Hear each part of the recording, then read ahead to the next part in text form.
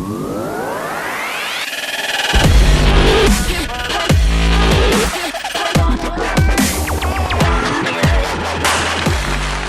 and welcome to the debate show, Word of Mouth, where we'll be talking about hot topics trending throughout the world today. These are as follows. Is homosexuality a choice? Bruce Jenner's recently announced sex change, the general election, and last but not least, sports. The guests for today's show are... Hello, my name is Ashley, I'm 18, I'm from Manchester and I study TV and film production. My specialist subject is politics because it has a personal meaning to me at the moment when I go to university in September. Our first topic for the show is evolved around one question. That question is homosexuality a choice? Well, I don't think it is a choice just as much as you can't choose as the way you're male or female, just as much as you can't choose whether you're gay, straight, bisexual, asexual, whatever you are. No, I don't think it is a choice. And I think that people that think it is a choice really seriously need to reconsider their thoughts on that. Yeah, I'm the same with him. I don't believe you choose whether you want to be with a male or female depending on your gender. It's just born like that, and that's who you should be if that's you. Yeah. Do you believe it's like the way that you're brought up? Do you believe that affects your view on male and females? Yeah, I think environmental factors definitely do have a play on. Because a lot of people say that like how you have males and females, right? Mm-hmm. And that there are no places for the two males and two females and all this. And they say that like when you see two of the same couple, same gender couple, you'll either find one that's more feminine than the other. I think that possibly is true, and I think it is. There's a big debate scientifically whether it's to do with your hormone levels and how the hormone levels that are passed through your mother and your father into. I think it's important not to pressurise your child to go one way or the other. You should just let them play it out between themselves and see where they end up. It's their choice, yeah. Alright, that's enough of that topic, eh? Let's go to the next topic.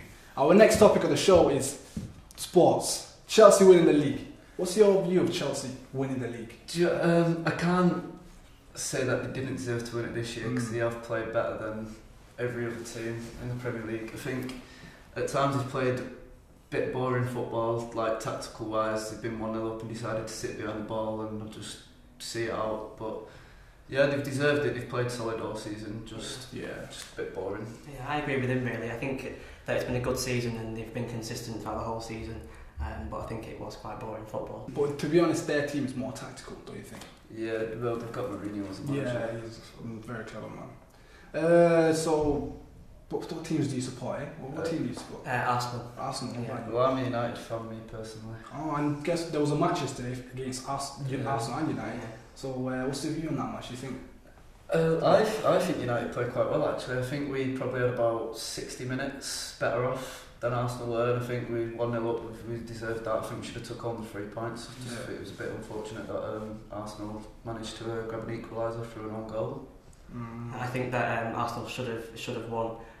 Maybe if they would have communicated better, then probably they should have. They had so many attacks that they could have done, but Falcao didn't. Falcao got off because he did have a few chances that didn't quite. Falcao missed a lot of chances, and recently he's not been. Don't you think? I think he's a good player. He's just not found his feet at United, and I think his confidence has gone down a little bit considering he's not been able to start games for us and he's been dropped to the reserves. What about Di Maria? Apparently Di Maria is not doing really well at United. Same situation. I think Di Maria is a very good player. He's just not got the people around him. Like when he was at Real Madrid, he had Ronaldo and Özil at a time and Benzema and stuff. He had people around him to support him, and they understood the way he played. Whereas he's come to United and he's not that many big name players as he was at Real Madrid, and he's just not been able to get accustomed to the new squad. Yeah. Well, let's move away from football. Eh? Let's move to more boxing. How about the Manny Pacquiao versus Floyd Mayweather fight? The whole fight was kind of like properly bigged up to be a very, very good fight. Yeah, one of the most expensive. I must say I was pretty disappointed with the actual fight. I think Pacquiao came out wanting a good fight for the fans to like actually let them enjoy it. Yeah. Whereas Mayweather kind of just backs off a little bit. Yeah, but for me, you need to think that as for Mayweather, it's not.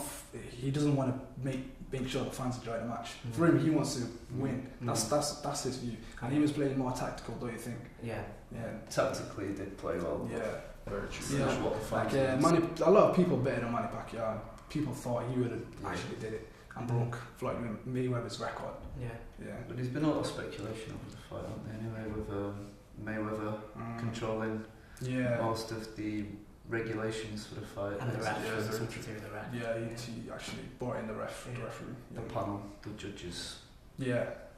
Alright. Well, so recently there's been rumours going around of Bruce Jenner coming out. I didn't really see it coming myself because I don't actually believe everything that I read in the press, but obviously these things have now all become true, and now we know why these things have happened. It is one that is quite hard to understand. I think that the key thing is with this type of sexuality, if you like, is to not try and understand it, and it's more about just accepting it for what it is. Yeah. To try and understand it though, and I can't quite get my head around why he or she would have a sex change when he's still, or she is still into females. Interested in. Yeah. So it kind of defeats the point for most people, I'm guessing. Yeah, it is a complicated one. Yeah. Don't you think that he felt like he was not in the right body or some sort of? Yeah, I mean, it gives. He could still like females, but he felt like he was more comfortable being as a female. Yeah. And obviously he's well known by a lot of people, so he could actually be a good role model for maybe younger people who maybe want to. I think people like that are very, very complicated in terms of feelings and their emotions. I think maybe he didn't feel comfortable as a man and therefore changed to a woman, but then he still had feelings to a woman, therefore that would in reality make him a lesbian. So it's a very confusing situation. It is very confusing, yeah. Don't you think that he should have brought this information out? Because he was an athlete and he's been brought up with this sort of like masculine persona what have you, then he probably, and because of the time as well, it was, don't forget, it's not like now where it's people are openly coming out left, right and centre. It was like the 70s, the 80s, the 60s possibly, and it was quite hard back then to sort of talk about those things very openly without a lot of people having quite strong feelings of hatred towards it. So election day, many different parties, many different promises, and now the election day is over, and we all know who actually won the election, right? Yeah, Conservatives. Yeah. So what's your view of them winning the election?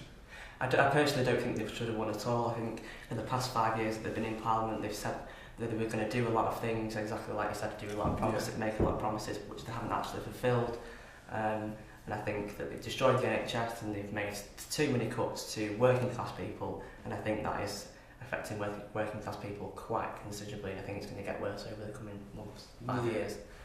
I agree, I'm a Labour supporter myself. I don't really like the Conservatives. I think they kind of don't look at working class people, whereas Labour do. So for me, it would have been more beneficial to have Labour in power. Conservatives are actually they're bringing out policies right now, and one of them is the fact that they're moving the school time up from 6 hours to 9 hours.